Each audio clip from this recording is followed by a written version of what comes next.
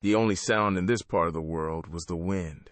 It scraped over the jagged ridges of the Sierras, hummed through the deep canyons, and clawed at the pines. But in the late afternoons, when the sun dipped low and the air grew thin, it was a different kind of sound. A low, tired groan of wood against wood, the rhythmic thump of an axe, and the soft whisper of sawdust.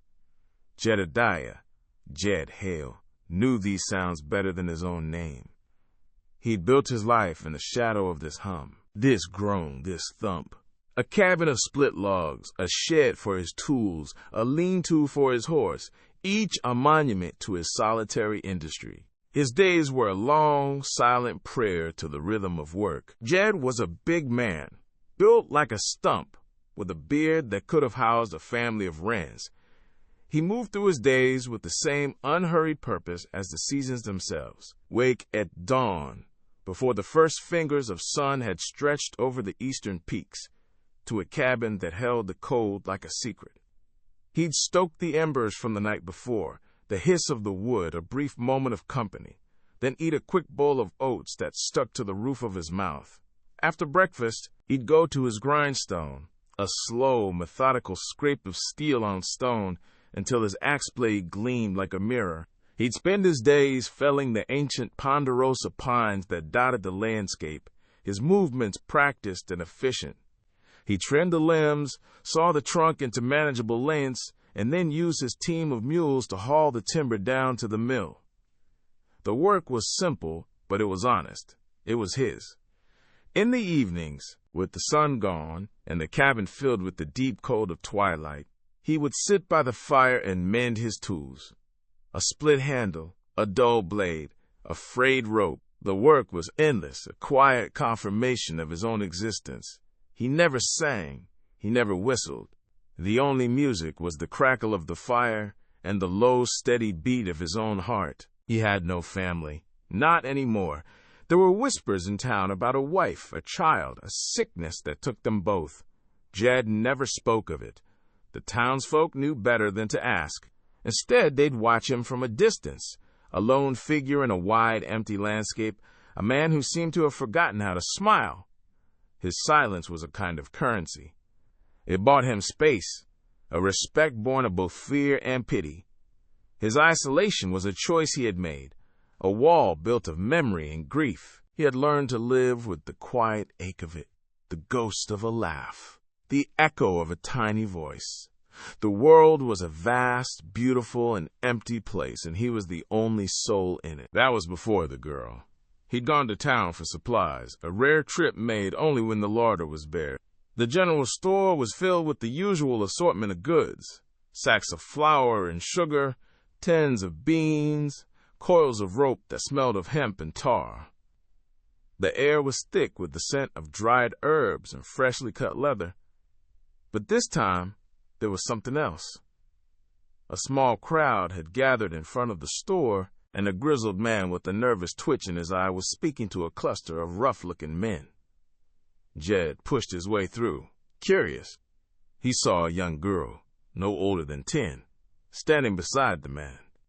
Her hair was matted, her dress was torn, and her eyes were fixed on a point somewhere over Jed's shoulder, 1,000 miles away. The man with the twitch was talking about a debt, about too many mouths to feed, about an extra pair of hands. He was selling his daughter for $2. The men jeered, some turned away in disgust, their faces twisted. $2 for that? One of them spat. She ain't worth the mud on my boots. Others simply shrugged, their indifference a cruelty, all its own. $2 was a lot of money for a child who was nothing but a burden, a useless mouth to feed. Jed stood there for a long moment, a sack of flour slung over his shoulder, watching the girl. She was so still, so quiet. A man in the crowd shouted, "What's wrong with her? She can't even talk." The father's face went red with shame. "She's mute," he mumbled, his eyes on the ground, "born that way." The crowd's interest evaporated like water on hot stone. A mute girl was of no use to anyone. She couldn't work. She couldn't speak. She was a ghost of a child. But something in Jed's chest tightened. A feeling he had long since buried, a dull ache that had been his constant companion, flared into a sudden, sharp pain. He thought of a tiny hand he once held, a small voice that no longer sang. He set the flower down with a soft thump, reached into his pocket, and pulled out $2. The coins were warm from his palm, a simple, solid weight. He held them out. The father's eyes widened, then filled with tears that ran through the dirt on his face. He took the money, his hand trembling, and without a word he turned and disappeared into the crowd. Jed looked at the girl. She looked at him. No words were exchanged. The moment hung in the air, a silent question. He simply nodded toward his wagon. She followed, her steps as silent as her voice. On the long ride back to his cabin, she sat in the back of the wagon, clutching her knees. The canvas of the wagon flapped in the wind, a loud, lonely sound. Jed drove, the steady rhythm of the wheels a kind of answer in itself. He kept his eyes on the road, but he saw her in the corner of his vision. He saw a tear, slow and silent, run down her cheek and vanish into the grime. A small, brown bird, no bigger than his thumb, landed on the edge of the wagon. It watched them for a moment, then, as if it had found what it was looking for, it began to sing.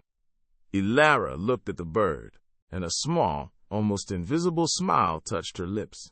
Jed saw it, and a strange feeling of quiet relief settled in his chest. The sun sank behind the mountains, painting the sky in shades of bruised purple and orange. A single magpie watched them from a fence post, its black and white feathers a stark contrast against the fading light. When they arrived at the cabin, Jed lit a lantern, the room filled with a soft, buttery light. The girl stood just inside the doorway, a small, dark shadow against the gold. He pointed to a small cot in the corner. She sat down, her back put straight, and her hands folded in her lap, a quiet statue. He started a fire in the hearth, the dry pine needles catching with a quiet crackle. The scent of wood smoke filled the air, mingling with the earthy smell of the cabin. Jed put a tin of beans on the fire to heat, and when they were ready, he served a plate to her. She ate slowly, deliberately, her eyes still on something far away. He watched her from his stump chair, noticing the way she held her fork, the way she chewed each mouthful, a small, neat thing in a world that was big and messy. When she finished, she set the plate on the floor and went back to the cot. He saw her shiver. Her thin dress offered little protection against the night chill. He walked to a chest in the corner, pulled out a thick wool blanket, and handed it to her. She looked at it, then at him. He didn't say anything. She took the blanket, wrapped herself in it, and was still. He didn't know what to do with a child. He knew how to split a log, how to set a snare, how to make a shelter. He knew how to survive. But a child? A silent child? He sat on his stump chair and watched her. Her name, he'd learned, was Elara. Just Elara. He didn't know her age, her birthday, or anything else about her. He didn't know why she was mute. He only knew she was there now, a small, quiet presence in his large, empty world. The silence of the cabin was no longer his own. It was a shared silence, and for the first time in a long time, it didn't feel so lonely. The next morning, the cabin was filled with the smell of sizzling bacon and coffee. Jed made a breakfast of sorts, a simple meal of salt pork and hardtack, and set it on the small table. Elara was already awake, sitting on the edge of the cot. Her dark eyes followed his every move, but she made no sound. After breakfast, Jed put on his coat and picked up his axe. He gestured for her to stay inside. He had a day's work to do. He had a rhythm to maintain. He had a life to get back to. But as he walked away, a nagging feeling settled in his stomach. The thought of leaving her alone in the cabin, a stranger in a strange place, was unsettling. He ignored it and kept walking. He spent the morning felling timber, the rhythm of his axe a familiar comfort. But his mind was elsewhere. He kept seeing her face, her blank, unreadable eyes. He kept wondering if she was warm, if she was hungry, if she was afraid. He swung his axe with more force, trying to drive the thoughts from his mind, but they clung to him like burrs. He broke for lunch, sitting on a fallen log, and pulled out a tin of sardines. As he ate, a young doe, a fawn still, with soft, spotted fur, emerged from the tree line. It was a beautiful creature, and it was watching him. He froze, his hand halfway to his mouth. The deer didn't move. It simply stood there, its ears twitching, its dark eyes fixed on him. Then, a sound from behind him made him turn. It was Elara. She was standing a few feet away, her hands in her pockets, her gaze on the deer. The deer didn't spook, it didn't run. It took a slow step forward, then another.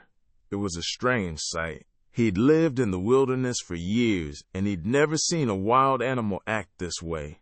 Not a wild, untamed thing like a deer.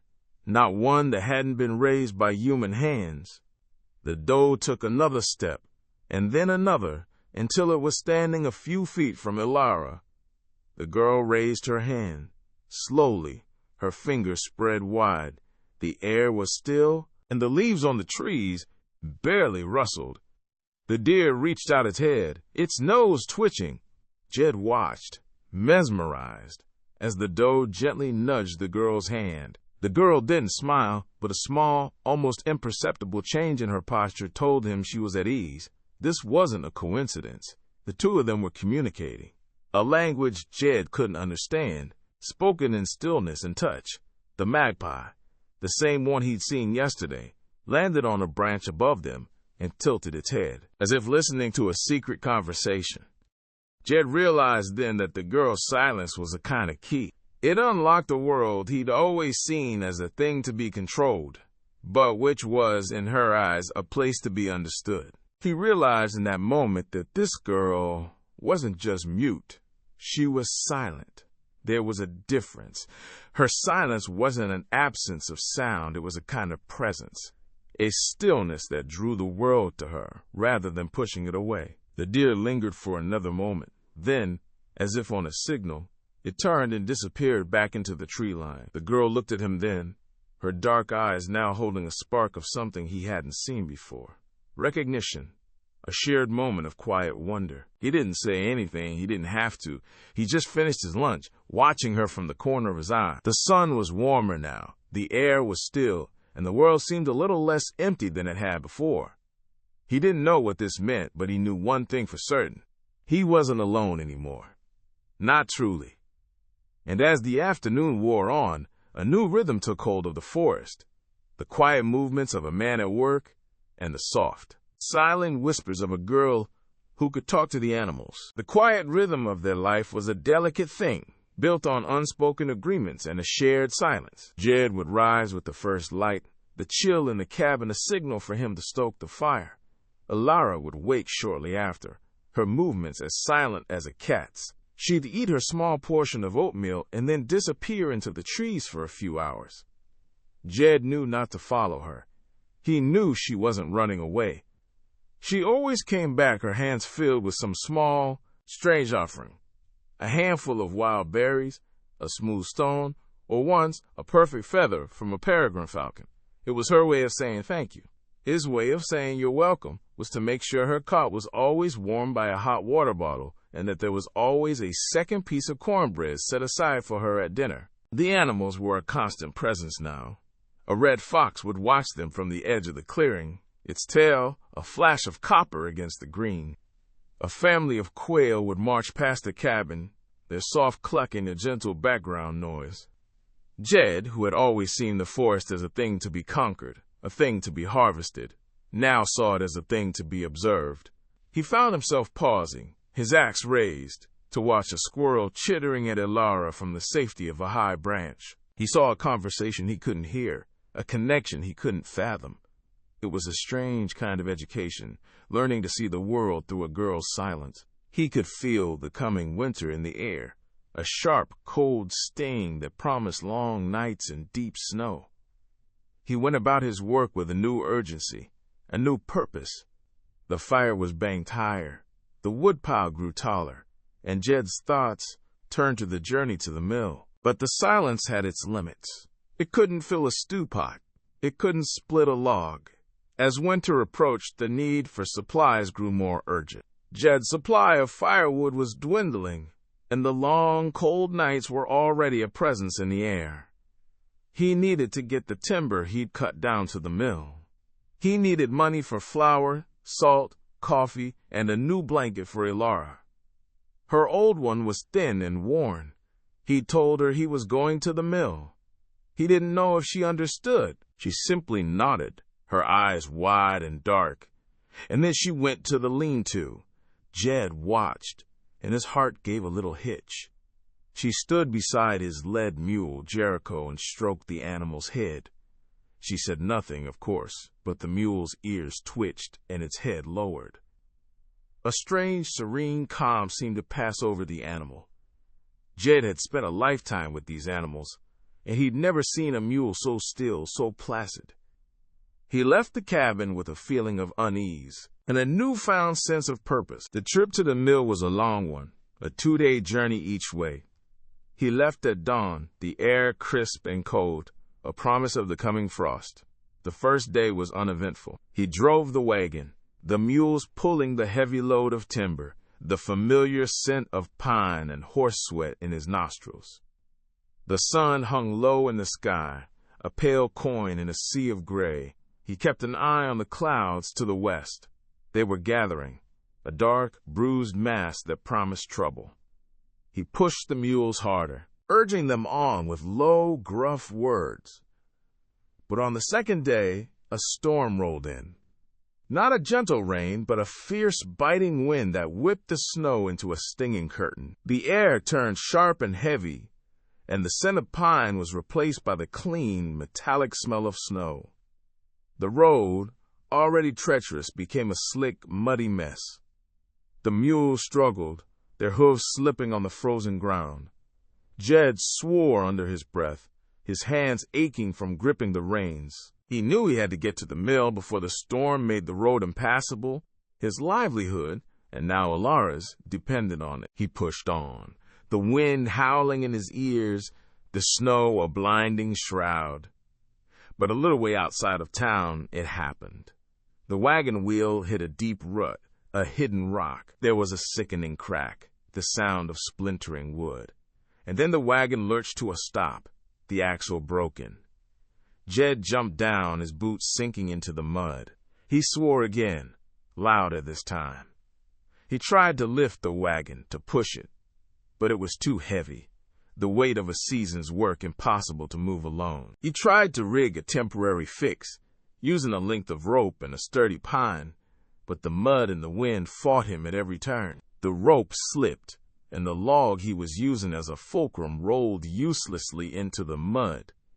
The timber shifted, a few logs rolling into the mud. He was stuck, miles from town, with a storm raging and a broken wagon. He was defeated. He stood there for a long time, the snow clinging to his beard, his shoulders slumping in a way they hadn't in years.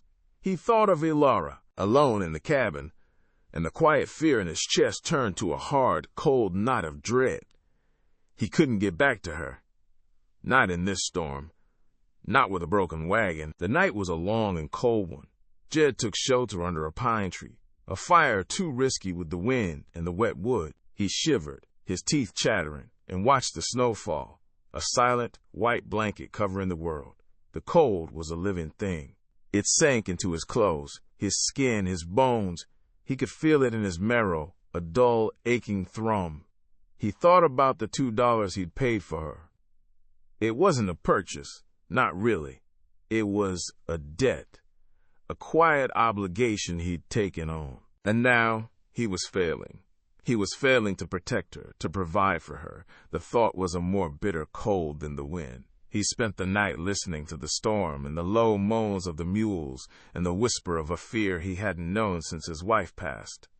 The world was a place of loss and pain, and he was failing once again to keep someone safe in it. The storm broke in the morning, leaving a world of blinding white and a frigid, crystalline silence. The sky was a pale, washed-out blue, and the air was so still and cold it burned in his lungs. Jed got up, his muscles stiff and sore. He knew he had to leave the wagon and go for help. But that meant leaving the timber, his only source of income, to be lost in the snow. He looked at the broken axle, the splintered wood, and the cold, hard reality of his situation. He was a man who lived by his own work, and now his work was undone. He had a choice. He could abandon the timber and get help, or he could try to repair the wagon himself, a task that would take days, maybe weeks, in the sub-zero temperatures. He didn't know which was worse. Leaving the timber was a financial loss he could barely afford. Staying was a risk to Elara's safety. He started to walk, his feet crunching in the snow, leaving the broken wagon behind.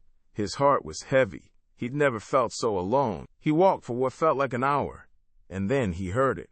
The soft jingle of bells. He stopped, his head snapping up.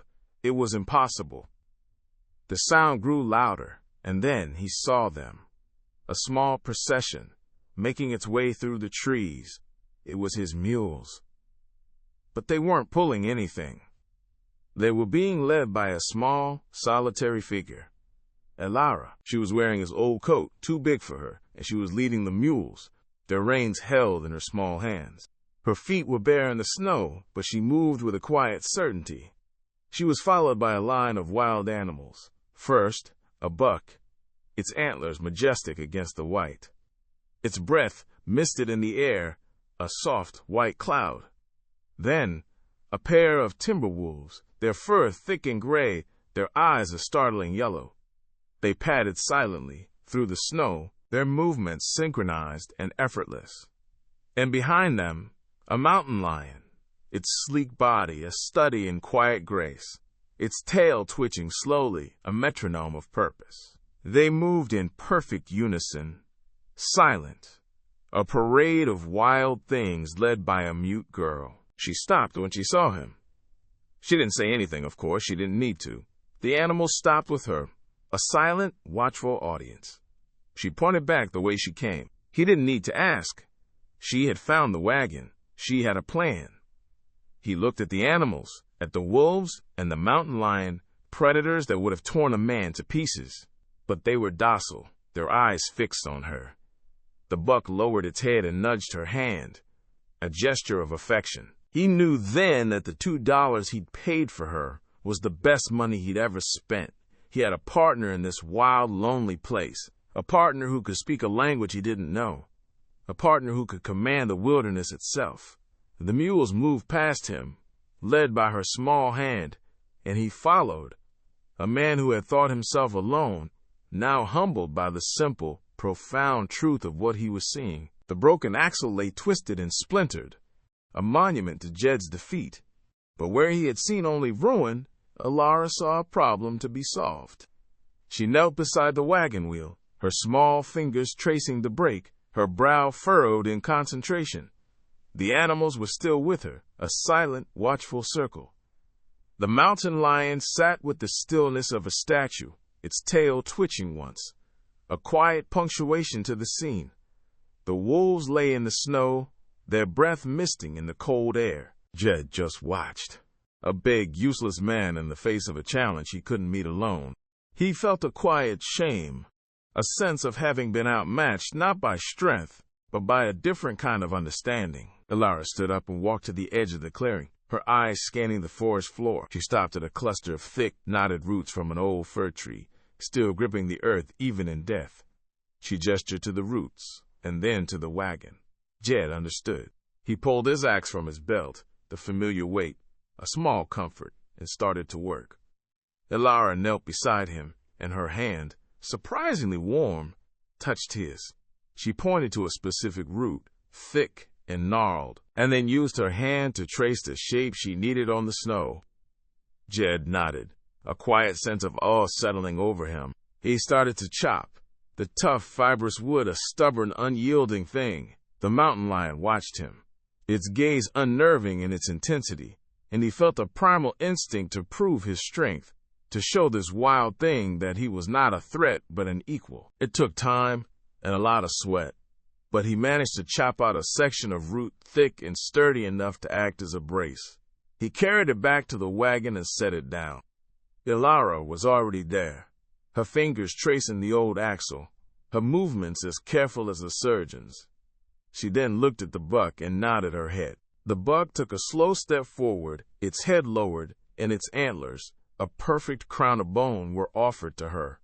She put her hands on the antlers, and the buck, with a quiet grunt, began to pull. The wolves, as if on an unspoken command, moved to the other side of the wagon, their powerful shoulders pressing against the heavy timber. The mountain lion, with a fluid, silent motion, pushed at the base of the broken wheel, its immense power a quiet, steady pressure. Jed watched in disbelief as the wagon began to move, to lift, to shift. The wolves' muscles bunched under their fur, the buck strained, and the wagon rose a few precious inches. Jed knelt down, and with the combined strength of the animals and a few well-placed pushes, he managed to slide the root brace into place. It was a crude fix, but it was strong. The root, gnarled and thick, fit perfectly against the broken axle. He stood back, wiping the sweat from his brow, his breath a white plume in the cold air. A small laugh escaped his lips, a rusty, unfamiliar sound. The animals looked at Elara, waiting for the next command. She simply nodded, a small, tired gesture, and they began to pull, the mules, the buck, the wolves, and the mountain lion, a strange, beautiful team working together to get the wagon moving. Jed grabbed the reins, a silent understanding passing between him and Elara. He would guide them, and she would command them. They were partners now, not just a man and a child, but a team. The journey to the mill was a long, slow procession. Jed led the mules, and the animals walked on either side of the wagon, their presence a silent shield. When they finally reached the mill, a few of the mill workers stopped to stare, their eyes wide with disbelief at the strange parade. One of them, a man with a shock of red hair and a kind face, walked toward Jed. "What in the world, Jed? You got the whole forest helping you out?" Jed looked at the man, then at Elara, and back at the man. He didn't know how to explain it. "She just knows them," he said, his voice gruff but honest. The man looked at Elara, a strange mix of fear and wonder on his face, and then he simply nodded. He knew not to press for more. The look on Jed's face, a mix of exhaustion and quiet triumph, told them everything they needed to know. He paid a man to fix the axle properly, and then he loaded the wagon with the supplies he needed, a heavy sack of flour, a tin of coffee, and a new thick wool blanket for Elara. He made sure to get the best one he could find, soft and warm, the color of a winter sky. On the long ride back to the cabin, the animals left them, peeling off one by one, a silent parting. First the wolves, melting into the shadows of the pines. Then the mountain lion, a tawny ghost in the fading light. Finally, the buck, which stopped at the edge of their land, turned its head, and then disappeared into the deepening gloom. Elara watched them go, her face a mask of quiet sadness. Jed reached over and placed a hand on her shoulder. She didn't flinch. She just leaned into his touch, her small body a warm, solid weight against his side. The gesture was a new kind of language, a conversation of comfort and trust. They arrived back at the cabin under a star-filled sky. The fire Jed had banked before he left was still smoldering. He stoked it, and the room filled with a soft, orange light. He made a stew with the flour and salt pork, a rich, savory meal that warmed them from the inside out. He watched Elara eat, her face illuminated by the firelight, and he saw a change in her, a softening of her eyes, a lessening of the tension in her shoulders. The faraway look was gone. She was here, present, and he realized that he had been too. For the first time in years, he wasn't just a man living in a cabin. He was a man with a home and a girl in it who could talk to the animals. After dinner, he watched as she took a small piece of wood from the kindling pile and, with a shard of glass, began to carve. Her movements were slow, deliberate. A small animal, a squirrel perhaps, began to take shape under her careful hands. He didn't say anything, but he found a worn whetstone and set it on the table between them, a quiet offering. The fire crackled, and the wind for once was silent. They were two halves of a whole, a man who built with his hands and a girl who understood with her heart. The silence between them was no longer an emptiness. It was a space to be filled with the small, quiet rhythms of their shared life. He would mend his tools, the familiar heft of the hammer and the rasp of the file of comfort. And she would mend the small, broken things she found in the woods, a bird's nest blown from its branch, a snapped twig. She would use grasses and sap to weave them back together, her movements as patient and purposeful as the seasons themselves. The cabin, once a place of solitary survival, had become a home. He'd find a small, smooth stone on his workbench, a quiet gift left for him while he was out felling trees. And once he found a tiny wooden bird carved with a shard of glass sitting on his pillow. He, in turn, began to leave things for her. A tin of hard candies on her cot, a new, sharpened whittling knife. Their unspoken communication was a language of mutual obligation and quiet tenderness, a bond forged not in words, but in the simple, loving acts of a shared life. They were two halves of a whole, a man who built with his hands and a girl who understood with her heart. The world outside their cabin was still a wild, untamed place, but inside, it was a world of quiet understanding. One late afternoon, as the sun began its slow descent, Jed looked up from his work. He was mending a harness for Jericho, the leather worn and split. He looked out the cabin window and saw her. She was sitting on the edge of the clearing, her back to the cabin, a silent, unmoving figure. A large brown bear had emerged from the tree line. Jed's hand went instinctively to his rifle, the cold steel the familiar weight. But then he stopped. The bear was not growling. It was not threatening. It simply sat on its haunches, its immense head tilted, as if listening to her. Elara raised a hand, and with a gentle motion, a single monarch butterfly, its wings a flash of orange, fluttered from her hand and landed on the bear's nose. The bear's eyes, a dark, intelligent black, blinked slowly. Jed's fear, a hard, cold knot in his stomach, began to unravel. He saw not a girl and a beast, but two parts of the same quiet, living world. He put the rifle down. The old ache in his chest, the one that had been his constant companion, was gone. And in his place was a feeling he hadn't known in years, a deep, abiding sense of peace and purpose. His lonely life was over. It had been replaced by a quiet hope. If you enjoyed this tale of quiet strength on the frontier, you'll find more stories of resilience and the human spirit in the Frontier Women a Collection playlist.